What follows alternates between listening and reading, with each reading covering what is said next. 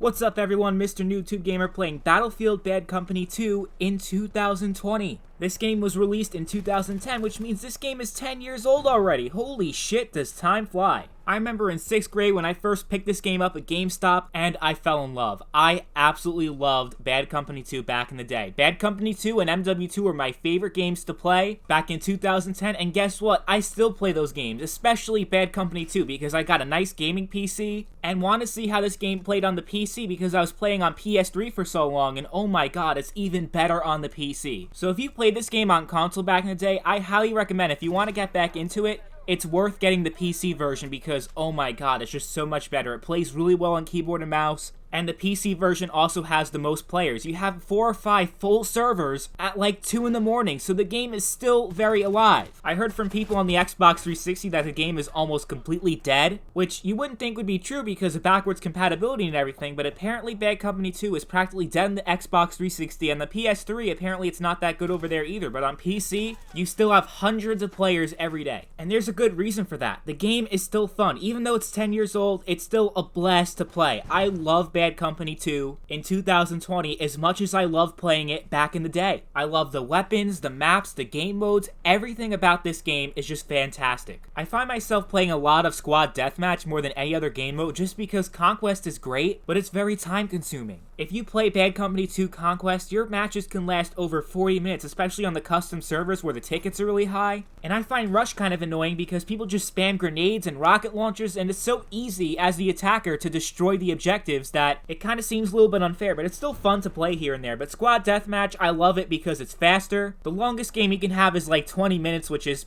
a lot more reasonable than Conquest, which can even sometimes last up to an hour. So I find myself mostly playing Squad Deathmatch because I love how it combines TDM with free-for-all because you have 4 different teams that are competing with each other, and it's like a 4-way battle, which is really cool. The maps are a lot smaller, you have a lot more action, because Conquest is fun, but even if the matches weren't that long, I mean, there's so little opportunity, unless you want to sit around with the sniper rifle the whole time. It's so hard to get a good amount of kills, but with Squad Deathmatch, you'll always find enemies, and it's really good practice, and in my opinion, Squad Deathmatch is a lot more fun. The one thing about Bad Company 2 back in the day that set it apart from the other FPS games was the destructible environments, which I love because it was so easy to fuck campers because they'd sit in the buildings with their sniper rifle. I mean, you see this in every FPS game, and once a camper takes a room, like, you can never get rid of them because they got Claymore set up in Call of Duty, and it's just really hard to get rid of them, and it can be really annoying. But all you have to do, if you find a camper in Bad Company 2, just tailgate your rocket launcher and blow that building to shit, and those campers will run away or they'll die. And I just love how the match progresses as time goes on, especially in Squad Deathmatch. It starts off and people are always camping in the buildings, and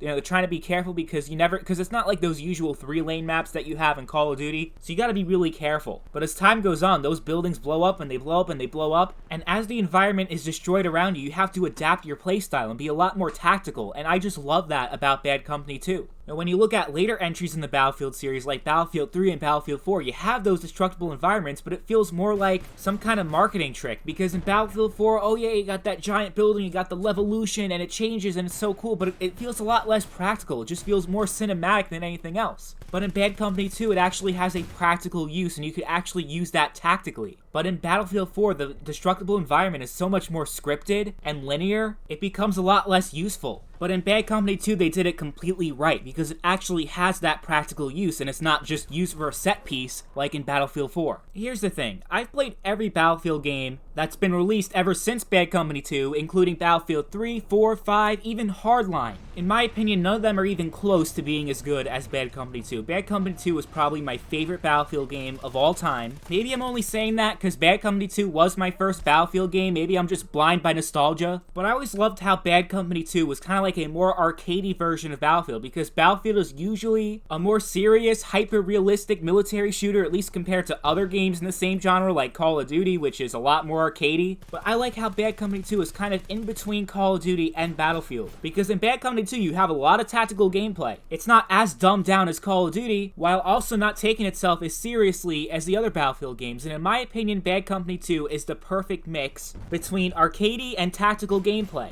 and that makes for a very unique FPS experience. One thing I will say about the gameplay is that it hasn't aged completely well. It definitely plays better on keyboard and mouse than controller, but the controls are still kind of clunky and it feels a little awkward because the movement system is running on a very outdated engine. Because it's running on Frostbite 1.5, which hasn't been used since Medal of Honor 2010. Ever since Battlefield 3, they switched to Frostbite 2, and now they're up to Frostbite 3. So don't expect the gameplay to be as smooth as Battlefield 3, Battlefield 4, but in my opinion, that doesn't hurt the game too much because I still think Bad Company 2 is a lot more fun than both of those games. There's also a full server for the Vietnam DLC, which is an amazing DLC, probably the greatest DLC expansion for a multiplayer game that I've ever played. So if you have the extra cash and don't have Vietnam, you should definitely pick it up. It's totally worth it. So I said earlier in the video that the PC version is the best version to play, so if you can, definitely get the game on PC over console. But as far as which PC version to buy, on Steam or Origin, I would actually recommend getting the Origin version because I tried to buy the game on Steam, but on Steam you have to redeem a CD key that comes with the game. You know, you have some games on Steam that have the CD key, and from my experience, the CD key does not work on the Steam version of Bad Company 2. I have no idea why the CD key won't work, but as a result, the game was unplayable, so I actually had to get a refund for the game on Steam. But I eventually bought the game on Origin, there's no CD key, and it worked perfectly. So if you can, get the Origin version over the Steam version, because I can't promise that the game will actually work on Steam. From my experience, it hasn't. The thing that really sucks is that if you have Origin access, you still have to pay for Bad Company 2 separately. Even though most of the Battlefield games are free, you actually have to buy Bad Company 2. I don't remember exactly how much it costs, but I remember it not being much more than like 10-15 bucks. And at that price, it's totally worth it. You still have full servers, people are still playing the game, and it's a really fun experience even after 10 years. But I just think it's weird that Origin access does not include Bad Company 2, but includes all the other newer Battlefield games, including Battlefield 5. The thing that's even weirder is that if you have EA access on the console, you do get Bad Company 2 for free. So what the hell is that all about? I'm not exactly sure, but either way, the game is worth playing in 2020, definitely. The game is really fun, especially on Squad Deathmatch. If you guys end up picking up the game, you'll probably run into me a few times, especially if you play Squad Deathmatch, because there's one full server that runs it, and it's just so fun to play. I could definitely use a few reliable people to squad up with, though, so I don't have to play with randoms. So if you have the game or eventually pick it up, definitely add my tag, Mr. NewTube Gamer. It would be cool to squad up with some new people because my friends haven't played this game in years and probably never will ever again. So it would be cool to have a few friends in this game. It would definitely make the game a lot more fun since it's pretty much based on squad gameplay. But overall, Bad Company 2 is an amazing game. It's been around for 10 years and I'm still going to play this game for 10 more years. It's that good. And also, I'm sorry if the gameplay looks weird. So I recorded it in 60 FPS, but I'm actually playing at 144 frames. So the frame rate might be a little weird because of the recording. It's recorded in 60, but I'm playing in 144. I'm not exactly sure, but looking back at the gameplay, to me, it feels kind of weird looking at it. Like, to me, the gameplay looks a little choppy. I don't know if that's because I'm used to 144 instead of 60 frames. I'm not exactly sure. If you guys also think the gameplay looks weird, let me know in the comments so I can fix it in future videos.